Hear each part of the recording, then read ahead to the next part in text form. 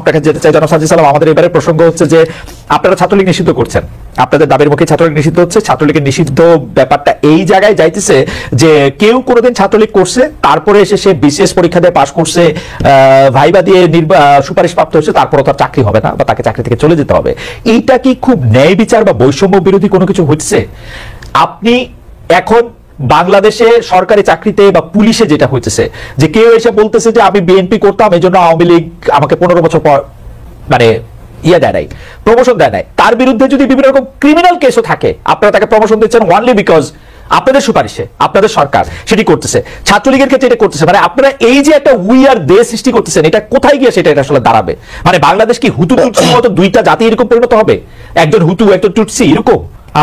আপনি কি খেয়াল করেছেন যে মানে একজন ছাত্রলীগ নেত্রী যিনি পরীক্ষা দিতে এসেছিলেন তাকে আইন শৃঙ্খলা বাহিনীর সামনেই লাঞ্ছিত করেছেন কতগুলি, মানে আমরা খবরে পড়ছি তারা মহিলা দলের নেত্রী, আমরা খবরে পড়ছি ঢাকা বিশ্ববিদ্যালয়ে পড়তে। কেমনে দেখছেন? ভালো লাগছে আপনার? দেখুন, প্রথম কথা হচ্ছে যে পূর্বে ঢাকা বিশ্ববিদ্যালয়ে ছাত্রলীগ করেছে, যদি আমি আমার এই প্রশ্নের উত্তর আসলে পূর্বের জায়গাটিতে রয়েছে, যদি তার বিরুদ্ধে এই যে নৃশংস বর্বরতা আমাদের উপরে চালানো হয়েছে পুরো বাংলাদেশের বিভিন্ন জেলাগুলোতে কিংবা ঢাকা বিশ্ববিদ্যালয়ে যেটি চালানো হয়েছে, এই সংশ্লিষ্টতা কিংবা বিগত এই যে রেজিমটি দেখেছি, এই সময়ে তারা ছাত্রলীগের নাম ধারণ করে সাধারণ শিক্ষার্থী বা ভিন্ন মতাদর্শের উপরে যদি অত্যাচার নির্যাতনটি না চালিয়ে তাহলে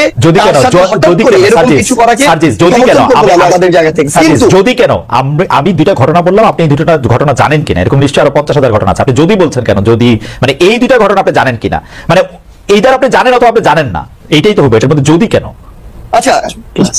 আচ্ছা, পরীক্ষার হলে যে ঘটনাটা, এই ঘটনাটা আমি জানি। আচ্ছা, ওইটা কি ঠিক আছে? মানে এটা করা ঠিক আছে? ছাত্রলীগের 2 নেতা গ্রেফতার পরীক্ষার হলে এসে? না, এটার আনসারটাই তো আমি আপনাকে বললাম যে তার বিরুদ্ধে যদি সেরকম অভিযোগ থাকে, এরকম বর্বরতা, নির্যাতন, নৃশংসের সাথে যুক্ত হওয়ার যদি তার বিরুদ্ধে এই অভিযোগটি থাকে, এটি তো আমি জানি না অভিযোগটি আছে কিনা, সেটি খতিয়ে দেখার সুযোগটি আসলে আমার হয়নি। যদি থাকে তাহলে তাকে গ্রেফতার করতে পারে যে কোনো জায়গা থেকে, যদি না থাকে তাহলে যে কোনো জায়গা থেকে, ইভেন বাড়ি থেকে নিয়ে যেতে পারে না। আমি তো জানি না যে আছে কিনা, আপনার কাছে আমি আপনাকে ডিসিশন দিতে পারি। আচ্ছা, আপনি জানেন না আছে কিনা? আমার তো ধারণা যে ছাত্রলীগের যে 2 নেতার কথা বলা হচ্ছে তাদেরকে আপনি চেনেন, থাকলে নিশ্চয়ই আপনি বলতেন, আমার ধারণা।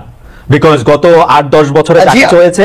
17 সালের থেকে যদি আপনি ঢাকা বিশ্ববিদ্যালয়ে থাকেন, 17 সালের পর থেকে যদি আপনি ছাত্রলীগের রাজনীতিতে থাকেন, আপনি যদি আসলে ছাত্র প্রতিনিধি হয়ে থাকেন, আমার ধারণা গত 6-7 বছরে চাকরি আপনি আমার পুরো এই বিশ্ববিদ্যালয়ের মানে যদি জার্নিটা দেখেন, কোথাও আমার কোনো বলি বিশ্ববিদ্যালয় আপনার ক্ষোভ থাকতে পারে, সেজন্য আপনার ক্ষোভ থাকতে পারে, সেজন্যই তো আপনার ক্ষোভ থাকতে পারে। না, সবচেয়ে বড় কথা হচ্ছে গুরুত্বপূর্ণ লোক, আপনি তো গুরুত্বপূর্ণ লোক, আইজিপি আবার ফোনই ধরেন না, আপনার সাথে ঘুরে বেড়ায় রংপুরে। না, কখনোই না, এটা আপনি এভাবে কখনোই বলতে পারেন না। কোন দিক থেকে? সেটি হচ্ছে আমি সেখানে সার্জিস আলম বৈষম্যবিরোধী ছাত্র আন্দোলনের সমন্বয়ক হিসেবে যাইনি, আমি জুলাই শহীদ স্মৃতি ফাউন্ডেশনের সেক্রেটারি হিসেবে গিয়েছি, কারণ তারা সেই জায়গায় শহীদ পরিবার এবং আহতদেরকে ফান্ড দেওয়ার যে প্রোগ্রামটি, সেই প্রোগ্রামে গিয়েছে। তারা সেখানে আমার শহীদ বীর ভাই তারা আবু সাঈদের বাসায় গিয়েছে। এর বাইরে তারা কিন্তু আরো একাধিক প্রোগ্রাম করেছে, তার কোনোটিতেই কিন্তু আমি যাইনি। আপনি এটি কখনো বলতে পারবেন না যে আমি আইজিপির সাথে ঘুরে বেড়াই। ক্লিয়ার কথা। আরেকটি কথা হচ্ছে, আপনি এর আগে যেটি বলেছেন, আমি আপনাকে বলি, আমি একটি জিনিস আপনাকে বলতে চাই, সেটি হচ্ছে এর আগে যেটি বলেছেন, এই যে 2 জন যাদেরকে আপনি বললেন গ্রেফতার করা হয়েছে, আমি একজনটা শুনেছি, আরেকজনটা শুনিনি, হয়তো আমার চোখে পড়েনি, কিন্তু এই বিশ্ববিদ্যালয়ে কিংবা আমি যাদেরকে প্রমিনেন্টলি সেন্ট্রালে ছিল, যাদেরকে চিনি, এরকম অন্তত আমি 50 জনের কথা বলতে পারবো যারা সরাসরি এই অত্যাচার কিংবা নির্যাতন বা 15 তারিখ আমাদের সাথে যা হয়েছে, 16 তারিখ, এগুলোর সাথে সরাসরি জড়িত। তাদের সাথে তাদের বিরুদ্ধে বিভিন্ন জায়গায় মামলাও হয়েছে। আমি কেন ব্যক্তিগতভাবে বলতে চান, অথবা আপনি ইচ্ছা প্রকাশ করেছেন, কারণ আমি জীবনে যেমন দেখেছি বলে, মানে যাই হোক সেটি অন্য প্রসঙ্গ, কিন্তু আপনি তাহলে বলেন নাই ব্যাপারটা তো এরকমই, তাদের দুজনের আপনাকে যেতে চাই জনাব সাজিদ সালাম, আমাদের এবারে প্রসঙ্গ হচ্ছে যে আপনারা ছাত্রলীগ নিষিদ্ধ করছেন, আপনাদের দাবির মুখে ছাত্রলীগ নিষিদ্ধ হচ্ছে। ছাত্রলীগের নিষিদ্ধ ব্যাপারটা এই জায়গায় যাইতেছে যে কেউ কোনোদিন ছাত্রলীগ করছে, তারপরে এসে সে বিশেষ পরীক্ষা দিয়ে পাশ করছে, ভাইবা দিয়ে সুপারিশ প্রাপ্ত হচ্ছে, তারপরে তার চাকরি হবে না বা তাকে চাকরি থেকে চলে যেতে হবে। এইটা কি খুব ন্যায় বিচার বা বৈষম্য বিরোধী কোনো কিছু হচ্ছে? আপনি এখন বাংলাদেশে সরকারি চাকরিতে বা পুলিশে যেটা হইতেছে যে কেউ এসে বলতেছে যে আমি বিএনপি করতাম, এই জন্য আওয়ামী লীগ আমাকে 15 বছর পর মানে দেয় নাই, প্রমোশন দেয় নাই, তার বিরুদ্ধে যদি বিভিন্ন রকম ক্রিমিনাল কেসও থাকে, আপনারা তাকে প্রমোশন দিচ্ছেন ওনলি বিকজ আপনাদের সুপারিশে, আপনাদের সরকার সেটি করতেছে। ছাত্রলীগের ক্ষেত্রে এটা করতেছে। মানে আপনারা এই যে একটা উইয়ার দেশ সৃষ্টি করতেছেন, এটা কোথায় গিয়ে সেটা আসলে দাঁড়াবে? মানে বাংলাদেশ কি হুতু টুটসির মতো দুইটা জাতি এরকম পরিণত হবে? একজন হুতু একজন টুটসি এরকম? আপনি কি খেয়াল করেছেন যে মানে একজন ছাত্রলীগ নেত্রী যিনি পরীক্ষা দিতে এসেছিলেন তাকে আইন শৃঙ্খলা বাহিনীর সামনেই লাঞ্ছিত করেছেন কতগুলি, মানে আমরা খবরে পড়ছি তারা মহিলা দলের নেত্রী, আমরা খবরে পড়ছি ঢাকা বিশ্ববিদ্যালয়ে পড়তে, কেমনে দেখছেন? ভালো লাগছে আপনার? দেখুন, না, প্রথম কথা হচ্ছে যে পূর্বে ঢাকা বিশ্ববিদ্যালয়ে ছাত্রলীগ করেছে, যদি আমি আমার এই প্রশ্নের উত্তর আসলে পূর্বের জায়গাটিতে রয়েছে, যদি তার বিরুদ্ধে এই যে নৃশংস বর্বরতা আমাদের উপরে চালানো হয়েছে পুরো বাংলাদেশের বিভিন্ন জেলাগুলোতে কিংবা ঢাকা বিশ্ববিদ্যালয়ে যেটি চালানো হয়েছে, এই সংশ্লিষ্টতা কিংবা বিগত এই যে রেজিমটি দেখেছি, এই সময়ে তারা ছাত্রলীগের নাম ধারণ করে সাধারণ শিক্ষার্থী বা ভিন্ন মতাদর্শের উপরে যদি অত্যাচার নির্যাতনটি না চালিয়ে যদি থাকে, কেন তাহলে যদি কেন যদি কেন আমি দুইটা ঘটনা বললাম, আপনি এই দুটো ঘটনা জানেন কিনা, এরকম নিশ্চয়ই আরো 50,000 ঘটনা আছে, আপনি যদি বলছেন কেন, যদি মানে এই দুইটা ঘটনা আপনি জানেন কিনা, মানে এইটার আপনি জানেন অথবা আপনি জানেন না, এইটাই তো হবে, এটার মধ্যে যদি কেন। আচ্ছা, পরীক্ষার হলে যে ঘটনাটা, এই ঘটনাটা আমি জানি। আচ্ছা, ওইটা কি ঠিক আছে, মানে এটা করা ঠিক আছে? ছাত্রলীগের 2 নেতা গ্রেফতার পরীক্ষার হলে এসে?